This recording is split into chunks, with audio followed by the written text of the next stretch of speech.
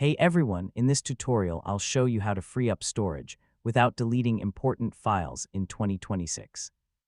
So if your PC or phone is running out of space but you don't want to lose your personal data, yeah, this guide will help you clean safely step by step. First, check what's using your storage. Open your storage settings and look at large files, apps, and system data. Next, move important files to cloud storage instead of deleting them. So you can store photos, videos, and documents safely online. Now use built-in cleanup tools like temporary file remover. This removes junk files without touching your personal documents.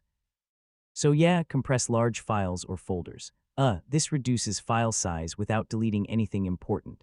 Next, transfer large videos or backups to an external hard drive or USB drive.